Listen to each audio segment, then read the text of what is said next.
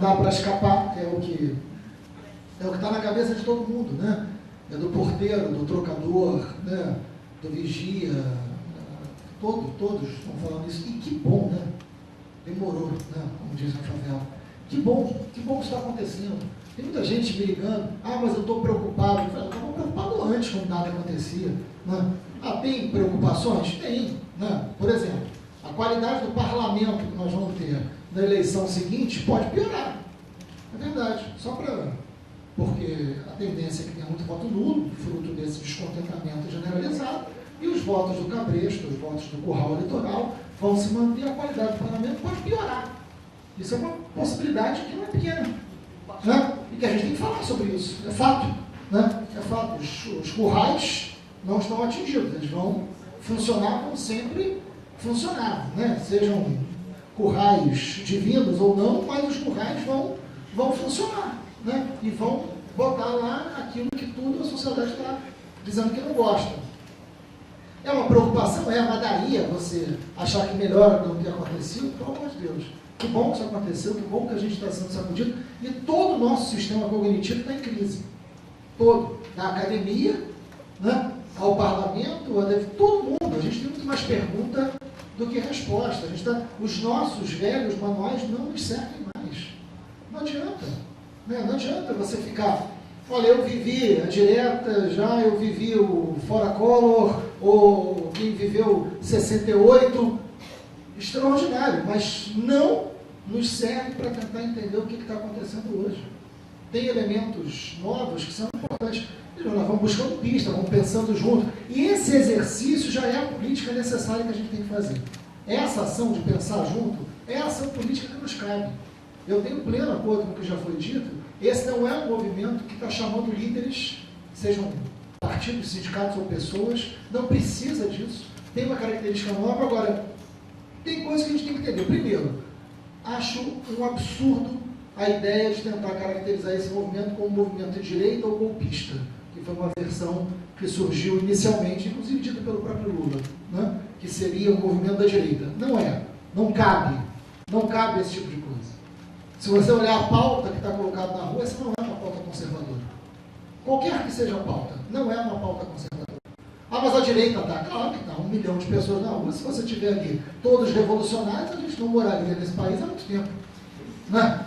É evidente, é óbvio. Né? Um movimento desse tamanho, você imaginar o que a gente tem de problema também não vai se levantar, claro que vai. A Veja acabou de inventar um herói da juventude extraordinário que eu descobri que me adora, né? Me xinga. Eu nem sabia, eu nem conhecia a existência daquele rapaz e descobri que ele me xinga no Facebook há tempo. É o herói da Veja, que inventou. Um rapaz lá, que precisa de heróis nacionais, né? Inventou lá nas páginas amarelas, aquele rapaz lá, enfim, não tem absolutamente nada para dizer, e que defende os termínios de pobre na favela, abertamente no seu Facebook. É isso o herói da Veja. Então, é óbvio que a direita tenta cavar ali, a direita, o que eu digo que é de mais reacionário na sociedade, tenta também cavar os seus espaços, tenta cavar ali. Né? É uma pauta em disputa, porque uma transformação em disputa. A Rede Globo, enquanto um partido, né, em termos gramscianos, disputa essa pauta. Né? Disputa, depois eu falo sobre isso, mas a PEC 37, com todo respeito, é o maior pódio na sala que eu já vi na minha vida. Né? E o maior pódio na sala que eu já vi na minha vida. O pódio na sala é aquela expressão antiga, você mora num lugar apertado, enfia um bode, depois tira e você acha que o lugar é ótimo. Eu sou contra a PEC 37, evidente, é um retrocesso. Agora, dizer que a sociedade pode comemorar porque está livre, a menos, né? A menos, né? Menos, né? Exatamente. Eu quero discutir os controles sobre o Ministério Público também. Né? Eu quero que o Ministério Público que a gente foi para a rua. Na boa. Ok, derrotamos a PEC 37, ótimo. Então o Ministério Público que agora pode fazer, já tem um ótimo caso para resolver a violência policial do Rio de Janeiro. Isso tudo, que a gente tem muita dúvida, que a gente está tentando entender, tem disputa nessa história. E essa disputa a gente precisa falar sobre ela, que a gente tem que se organizar para fazê-la, para enfrentá-la. Né? É um movimento espontâneo, um movimento brota, é verdade, mas tem disputa. Não está naturalizado essa história. E está longe do fim, que eu não tenho a menor ideia de qual seja. Não tenho a menor ideia. Nem eu, nem ninguém. Mas o que a gente tem que tentar entender é o seguinte: uma parte considerável dessa juventude que está na rua conheceu o PT no poder. Não conheceu o PT que boa parte de nós conhecemos, e eu fiz parte, inclusive. Não conheceu. Aquele PT, essa garotada não conhece. Essa garotada conhece o PT governando o agronegócio. Essa garotada conhece o PT com outro significado. Quando eu falo PT, eu falo do governo federal. Não é sozinho, evidentemente, é muito bom acompanhado, mas essa lógica, essa garotada conhece assim, não conhece antes.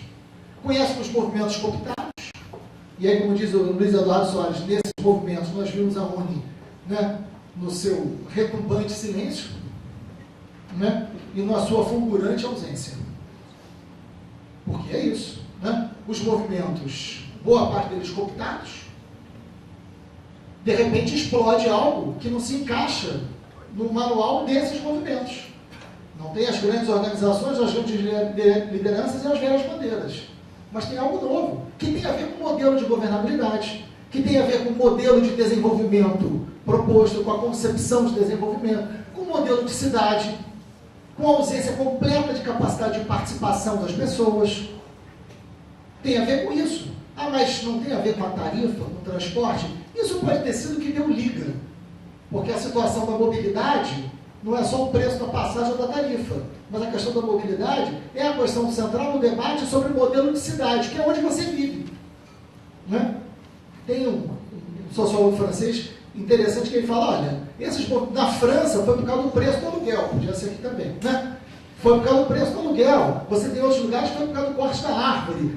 Ah, mas isso justifica tudo? Não, não é isso, não se trata disso. Se trata que é um elemento que questiona o presente. Aquela velha história do Sartre, do engajamento, para que a gente construa uma outra sociedade, isso está absolutamente substituído. Não tem uma sociedade futura, não tem uma lógica, não, é uma sociedade presente. As mudanças para agora, as mudanças imediatas.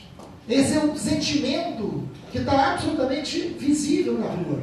A razão substituída pela emoção, onde a criação, o imaginário, ele é muito mais forte na necessidade de transformação do presente do que qualquer de pensamento ou de reflexão de uma sociedade futura, que sem dúvida alguma será diferente do que a gente faz hoje.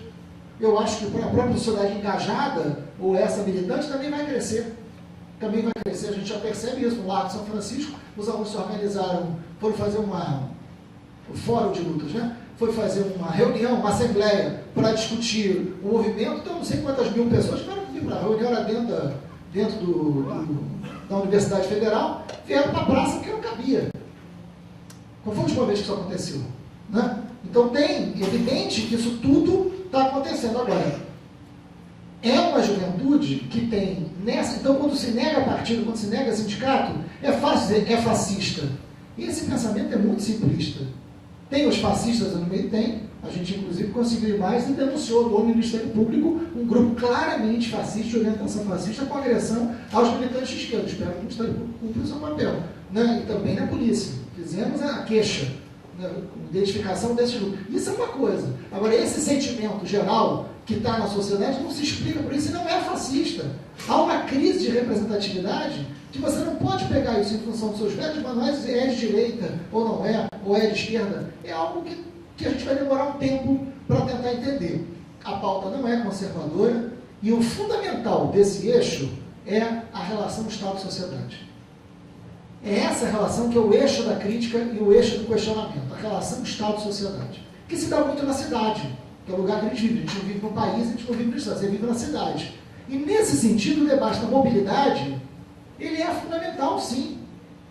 Porque é um dos elementos decisivos para que você possa questionar um processo de democratização da cidade ou não. Quem se desloca, como se desloca. A tarifa tem a ver com custo de vida, tem a ver com a mobilidade, tem a ver com essa concepção de cidade. A gente, ano passado, fez muito esse debate da ideia de cidade-negócio. Né? Lembram? Quanto da pauta do ano passado está hoje nas ruas do Rio de Janeiro, por exemplo. Tem um acúmulo de lutas também, que nesse momento se explode. Quantas manifestações nós vimos contra as barcas? É de agora? Não, não é de agora. Quantas manifestações em relação ao metrô? Lembra disso? Quantas vezes a gente conversou sobre isso? Quantas manifestações sobre a supervia? Só para ficar no transporte. Então não é novo. Tem também um processo acumulado de luta, de insatisfação, que não é canalizado por um partido, que não é canalizado por um sindicato, porque é um outro tempo, mas que explode nesse momento. Então, isso tudo tem que servir para a gente olhar com calma. E aí, eu acho que as respostas que estão sendo dadas, eu tenho total acordo, são absolutamente ineficientes. Primeiro que as respostas sendo dadas pelo parlamento, fundamentalmente, e pelo Poder Executivo, que, aliás, não só o prefeito, mas o judiciário também se finge de morto. Né? Que é como se o judiciário não tivesse qualquer responsabilidade sobre a crise ética que vive esse país, e eu quero dizer que tem tanto quanto qualquer outro. Tem tanto quanto qualquer outro. Né? Porque falando em caixa preta, né? Falando em caixa preta, não é de... Não gera inveja na FETransport. Não gera inveja na FETransport no nosso Poder Judiciário, ao ponto do episódio lamentável do Maracanã, a própria presidente do Tribunal de Justiça, eu quero aqui publicamente dizer, caçar uma liminar na madrugada contra a liminar do Ministério Público contra a IMX participar do esquema da licitação. Né? E isso tudo é jogo. Né? Quando o Rio de Janeiro levanta e tem no eixo do Maracanã um questionamento, não é porque quer ver futebol. O que se faz com o Maracanã tem uma relação direta com a concepção de cidade que você tem. A cidade de espetáculos, a cidade cara, a cidade para poucos. É exatamente isso que acontece com o Maracanã, porque é um símbolo absolutamente pertinente da vida cotidiana dessas pessoas. Tira geral e transfere para o pay-per-view do Botequim. Né? E você tem no Maracanã uma grande Disneylândia. E você tem no Maracanã uma grande Disneylândia. Olhem os jogos. Olhem os jogos. Aquilo é uma Disneylândia. Né? É isso. Então, o Maracanã, ele é um símbolo muito forte de tudo isso. E essa é uma pauta em disputa. Essa é uma pauta em disputa. O questionamento, as relações aos contratos com a FIFA, não podem entrar na pauta. Se faz de tudo para que a pauta seja PEC 37 corrupção. PEC 37 corrupção. PEC